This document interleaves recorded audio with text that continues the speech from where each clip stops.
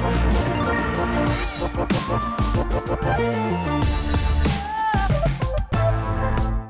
everyone, welcome to Coffee and Compete, the show about the news, gossip, and tactics of competitive business strategy, brought to you, as always, by Klue. I'm Adam McLean. Join with me, as always, as well, the guy at Klue that uses Klue is none other than Hunter Sones. Hunter, what's going on, buddy? Cruising and grooving, man. That one didn't even rhyme. And that sounds like a ChatGPT assist. Yeah, it was ChatGPT. I want Hunter GPT for these. Hunter, welcome back. Thank you very much. It was not the same recording these without you, but I'm glad we have you in the bullpen today. I miss you too. I was listening to the Dan Hamilton episode and I was like, oh man, this is gold. But I wish I were there. I wish I were hearing it live. Well, you did miss out, and I hope you had FOMO. You weren't doing anything more important than that at all. Speaking of important, we've got a pretty important guest, another Klue expert, talking all things win-loss as we do. It's none other than Product Kevin. Kevin, thank you for joining the show. No problem, guys. Appreciate being here. I am very excited for this one. We're talking win-loss surveys today. Kevin, you want to share a little bit of what you do at Klue? I'm still trying to figure it out. Yeah, product management's always a tough nut to explain to people, especially if they're not like familiar with it. I always like to think of myself as like the foreman on a job site. So like I work with the customers, we find out what their needs and likes are. We try to kind of close the gaps in terms of what they're trying to accomplish. And then we work with all the tools to make it happen. So I'm the pivot between where the business is going, what customers need, and how we make it real in software. Wow, like a construction site foreman, and Kevin, you do the work of 4 men. It's incredible. He's back. He's back, everyone. Hunter's back. Back with the puns. So Kevin is at the heart of a lot of what we've been developing from Klue's win-loss product. We're going to talk to you a lot about win-loss surveys today.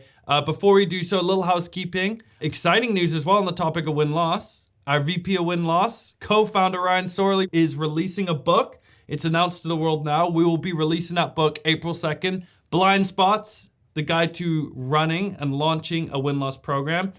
It's awesome. And with that too, he's going to be running 2 workshops in Boston and London. Dates, mid-April. I don't have them top of head right now, but go check it out on our Klue events page. Those are going to be awesome win-loss workshops. So if you're in Boston or London and want to connect with other people doing win-loss, connect with Ryan, learn from Ryan, maybe even get a signed book and a picture too, come join us. So those are the things that are coming up in April, but let's get into win-loss surveys. All right, well, let's hop into it. So, Kevin, why don't we start with just kind of laying the foundation here? So a lot of teams, they run win-loss programs. And I think a lot of people, when they're starting win-loss programs, they start out with the idea that like, okay, interviews, that's going to be the place that I'm going to launch this program. But realistically, you can't interview every single person. That would drive you absolutely nuts, and no one's got time for that. So that's typically, I guess, when people start turning to surveys. Can you tell us like a little bit more about, like, from your own perspective, like where do win-loss surveys fit into a broader win-loss program? I think that ties in really well with a lot of the stuff that we heard from people that we're working with when we talk to them. And it's just this idea of breadth and depth in sample, right? So you get into this situation where surveys are great for the breadth. You can touch a lot of accounts, you can get a lot of outreach and hopefully get a lot of data back. But then on the flip side, the surveys are typically going to lack depth. And realistically, if you're doing them properly, they should be kind of short and sweet anyways. And so the way that we look at it is they're like a complementary piece of a win-loss program.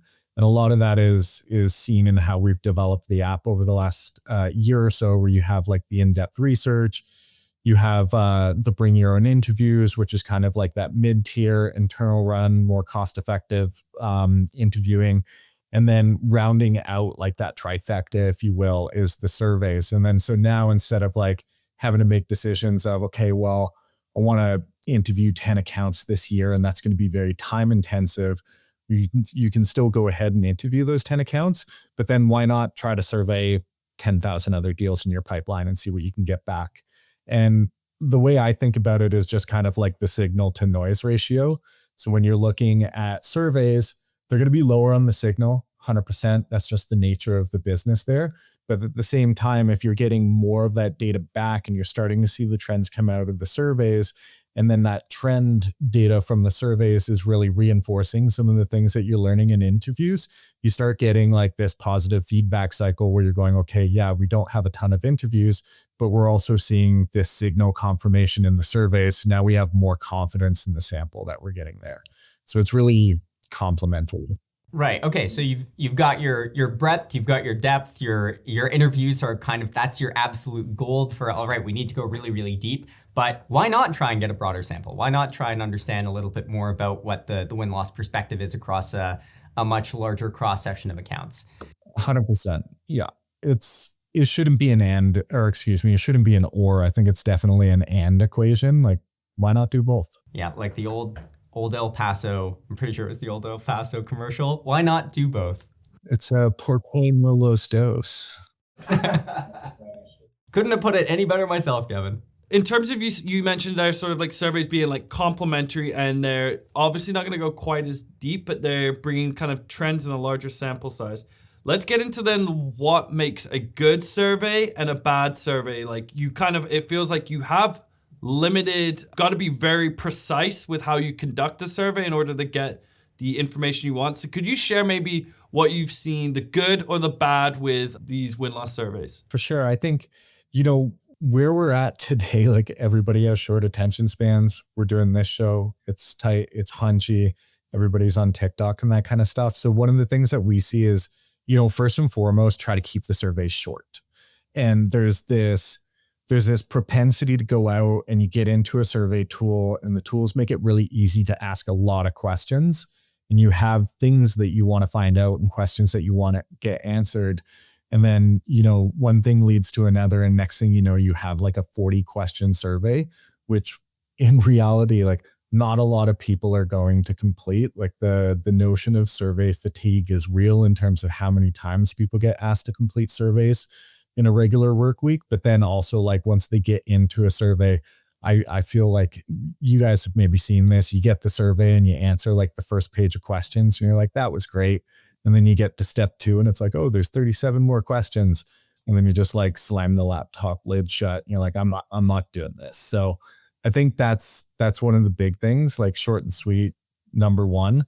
And then really focusing on like, what is it that you want to learn? How do you make that really clear in terms of the questions? So when you put something in front of somebody, they understand what you're asking them. We do a lot of that, like with our surveys internally, we tested the questions. We're like, if I just threw this up on a page with zero context, would you know what I'm asking you? So I think that validation just with like peers and that type of stuff before you put something out is definitely super, super important as well. And there's a bunch of other things I can go into. I don't know how deep we want to go. One thing I'm really curious about too, and especially like for our listeners who are maybe thinking about developing their own surveys, or they're trying to figure out what kind of areas they should be digging deep into. What are some like tactical, like good questions that you should be including in your surveys? I think, it's a hard question to answer because I think it's really situational, right? And then so when you're thinking about like a short survey, we can give you ideas like, what was the motivation? Like, why did you go out to market? That's usually like a pretty good question that we put in our surveys when we talk a lot about in our win-loss interviews. It's just understanding the buyer motivation and what itch they were trying to scratch or problem they were trying to solve. So that's always super helpful. We typically touch on like competitive dynamics, so who are the competitors in the deal? And I think those are like nice high level framing questions. What were you trying to do? Who did you evaluate? And then from that point on, I think it really becomes like, what are you trying to learn? And this is where, again, I would advise to look internally, right? Like where are you seeing pain? What's not making sense to you? Did you just put out new pricing and it's not landing the way that you wanted to? That's probably a great signal that you can go out and you can ask about pricing in your survey. Did you just have a new feature launch and maybe it's not getting the traction that you want in the market, or it's doing well, but you want to understand how people feel about it or how it's playing in the deal cycle? That's a good question. So instead of getting into this situation where it's like asking all of the questions again, like what did you think about our pricing? How did you feel about our products? How would you rate this capability versus that capability? It's like, what is the one thing that's kind of nagging at you right now? And I think the other thing with the surveys, it's like, they don't have to be static. You can run them for a few months. You get 20, 30 responses. once you get 30 responses, you get to kind of statistical significance there, and then you can close it. You can analyze that, and then you can set up a new survey and ask the next set of questions. It's interesting like how you mentioned like the not being static. It's someone we talked about, I think, with Dan. I think it's someone we talked about with Dylan too. Even the surveys, even though they're probably giving you slightly less depth than an interview, but orienting them around whatever your learning objectives really are, and whatever your learning objectives are, ideally you've gone to your key stakeholders and identified what's most important. Like Dan was like, agent force is number one for us right now at Salesforce. So I'm going to orient both interviews and surveys around that because that's the most important thing to the business. And again, for folks listening, that's how you get visibility at the top as well with what you're doing from a win-loss program if it's oriented to something that is like business critical right now. Mm-hmm. And how should people think about segmentation? Like on that train of thought, like, you know, agent force, like this is the thing that we need to be learning about. Well, what if someone didn't evaluate agent force, right? Then how do you think about segmentation for different products or different markets?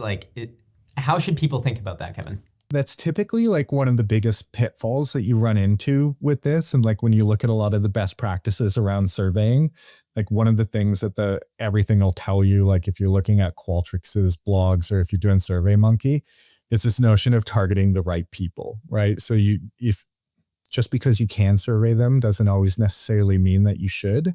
And if you're going to send off 1,000 surveys, you're going to have a better hit rate. Well, not only a better hit rate, but you're going to get better responses if you're talking to the right people. So inside win-loss, like again, like if we just use Agent Force and Dan as an example, you know, they know in their CRM, you can hook up your CRM to Klue what products were evaluated, what products were in the deal.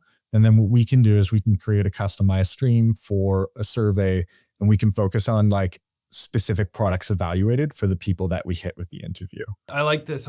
What about in terms of how you're combining the two sources of data? How are you seeing customers, folks you're working with as well, kind of share this like back out? Like, are you looking at that in aggregate? Are they splitting that in terms of how they want to view this and share this out? Is it by deal? Like what are some of the ways you're seeing folks do this effectively, you think? I knew this question was coming. I tapped one of the pros in the background. So I spent a little time with our new author friend, Ryan Sorley, and just picked his brain in terms of what he's seen here too. And I think the big thing here is just spending the time to do the data analysis, right? I think, what did Ryan say? It was ridiculous when he said it, but it makes sense. It's like your survey is kind of like a bingo card, and you're looking for like, do you have that horizontal line or do you have that diagonal line? And the reality is that sometimes you're going to go out and you're going to run the surveys, and the data that you're going to get back is going to be, you know, inconclusive. And I think that's like a very real outcome. So the successful outputs and the people that are doing well with the surveys is going, okay, like what was the learning objective? What was I hoping to answer? I'm going through the data. I'm finding whether or not like I have a conclusive answer to that question. And then they're framing that and putting the narrative around it and putting it back out to the organization. I think there's a propensity just to like, everybody loves a dashboard, right? So I have data, I have a dashboard, look at these wonderful bar charts, but like, what is that really telling you? And I think that's the pivot there. And so it kind of sounds like throughout everything that we've talked about up to this point, there is like a high degree of restraint that you have to show with win-loss surveys. Like not asking too many questions, like kind of narrowing it down to that core set, not surveying every single person, but being a little bit more selective there. And then even when it comes to sharing those insights back internally, like being very conscious about, hey, we're not just going to share whatever we heard, but we're really trying to answer a small subset of questions, you know, of an internal learning objectives, sorry. Am I kind of on the right path there? Or? That's 100% it, right? That's what Klue does. It's that notion of going from intel and data to insights, and you know, you get the data back and you have to make that pivot to insights to share it effectively. And one thing I'm curious about too is like there's the old Chinese proverb, if I send a win-loss survey and no one fills it out, did I really send a win-loss survey?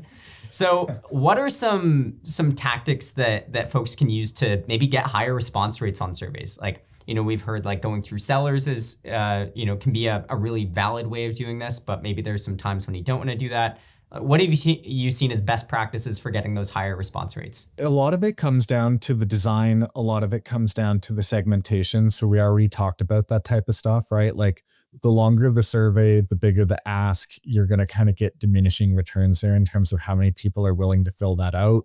You can offset that a little bit with incentives for sure. So if you dangle a few dollars out there, people's tolerance for how many questions they're going to answer, or how willing they are to participate is absolutely going to be a part of that.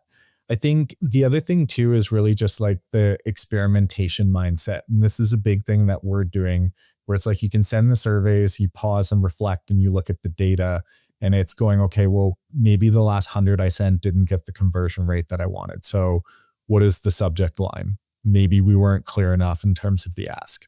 What was the body of the email that we put out there? Did we properly frame, how much time it was going to take them to respond to it? Like that's one thing we're really cognizant of, is making people aware of the time commitment up front, so they realize and they're automatically primed for what they're going to do when they click on that complete survey button. And then other things that we look at is also just like times and days of the week, right? Like we have some preliminary data coming out of our surveys that are showing that, earlier in the week is better. We can see like the open rates on our emails and the completion rates on the surveys are much stronger, like Monday through Wednesday, than they are Thursdays and Fridays. And then so there's, different things and different nuance from like industry cohorts who you're talking to. We're of course in like a B2B context, so it makes sense that people's minds are going to be elsewhere on like Thursday and Friday, that like midweek burnout, and they're maybe a little bit more attentive earlier in the week. But I think, just send it out there, experiment, don't be shy, and then look at the data, and it always helps guide your hand. Experimentation is absolutely key. Maybe this is still related to surveys, but take this anywhere you want here, Kevin. I think the cool thing with what you're doing, and so much development with our win-loss platform too, but the cool thing is you're working alongside and learning from a ton of customers too. I'd love to know, as you've been like, how long have you been working on this win-loss side of the product now? I've been 2 years.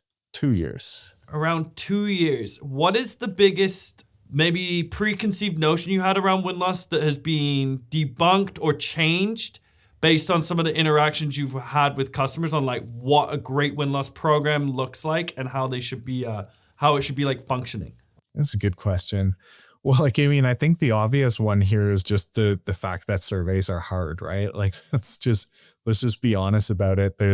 I mentioned survey fatigue out there. Like everybody's going out, they're doing NPS surveys, they're doing post-purchase satisfaction surveys, they're doing all types of different asks. We've got, again, here win-loss surveys. So we're definitely, it's like marketing, right? Like we're trying to make ourselves stand out. We're trying to kind of, differentiate and cut through the noise of the inbox and get in front of people. So I think admittedly, I probably underappreciated just how hard this is going to be, despite how many people told me that this is super difficult. I think from like the customer lens, in terms of what I learned, is just, let me think about that for a second. I think it's just how important like the narrative layer is.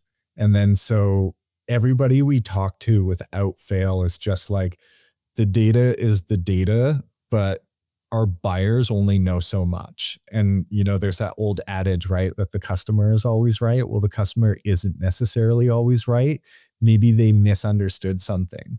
So we've seen cases where it's like, well, don't jump to blaming the rep because they didn't position the pricing properly. The pricing was positioned beautifully and clearly, and the person on the other end of the line just didn't get it. And we see this a lot with the analysis that we do with Hunter and that type of stuff, where like not all feedback is valuable, but not all feedback is good feedback. So the smart people are really good at kind of curating, taking the findings that are good, and then also not being shy about like, we're just going to set this aside because we have the business context and we have the knowledge to know that that's not actually pertinent or relative to, what's actually happening in these buyer engagements. I love that part about surveys ultimately being difficult. As they say, product managers, they don't do things because they're easy. They do things because they thought they were going to be easy. Yeah, no, we're definitely a group of like masochists. It takes a special type of person to do this job. Okay, well, I want to go off of a very similar train of thought as Adam over here, because I think that there are very few people, at least from the technology side when it comes to win-loss, who have spent as much time thinking about the future of win-loss tech as you have, Kevin. So we've talked a lot about sort of like where we've come up to this point with respect to win-loss surveys. Where do you see the future of win-loss going? Like, let's expand into like the next like 2, 3, 4, 5 years. AI is obviously going to have a huge impact in this space. Where do you see things going? Well, AI is definitely a big part of it, right? So I have a friend of mine who leads up a data science company, and I was having coffee with her last year when we were starting this survey stuff, and I was just picking her brain and asking her questions. And one of the things that came out of it is this notion of everything is a conversation, right? Like in the age of LLMs and the ability to effectively go through like large swaths of unstructured data and be able to derive like trends and insights from that, it reduces the need to rely on more structured qualitative inputs, especially in surveys, right? Like rate this on a 1 to 10. Well, you don't need to rate it on a 1 to 10. Just tell me how you feel. And if you look at the way that surveys have been done historically, it makes perfect sense because the tools weren't in place. So the questions are really structured to help with quantitative data analysis on the back end of the responses. And that's becoming less and less of a thing. So when we set out on surveys and when we look at win-loss, like one of the internal mantras that we have is this notion that everything is a conversation. And the real like magic happens when you have like a back and forth like this and things pop up that you didn't think were going to pop up. You have the ability to go on pleasant little tangents and unearth things that you didn't plan for. So whether it's in our interviews, whether it's in surveys, you'll see us come out with more conversational based surveys in the future, really just focusing on like how much like actual conversational data can we get into the application? And then how can we harness the power of the AI to generate more insights out of that unstructured data? I love that. So going from the past was very, a lot more rigid. How do we kind of like push people into a box? Now it's, all right, the box is the size of this room. You do whatever you want. And we're going to figure out what the context is around that. 100%. Yeah. And also just in terms of like touch points, right? Like, I mean, we can connect the dots between more data than we ever could up to this point, right? So you see like buyer interviews, seller interviews, deal documents, public interviews that maybe aren't necessarily associated with win-loss, online review sites. So we're doing a lot of that where it's just like, just data. Let's just get it all. Let's get it in one place. And then let's tell you what's going on with it. I think we've hit our quota for adages and metaphors here. So there might be room for one more. Who knows? If you could throw one in as I'm doing the outro here, definitely do so. Kevin, this was awesome. Both like kind of tactical, how folks should be thinking about building their surveys and as well as how it fits into that larger program. So really appreciate you taking the time here. Folks as well, again, win-loss workshop coming out in April. If you're in Boston or London, hit it up. And also, if you're listening to this and made this far, you probably care a thing or two about win-loss. There's an awesome series as well on our blog, walking through step by step all of the key points as to standing up a great win-loss program, written by none other than Nico on our team, sourced by the experts like Kevin internally. So read that too. Thank you for coming back in my life, Hunter. Kevin, always a pleasure, never a chore. And we'll catch everyone next week.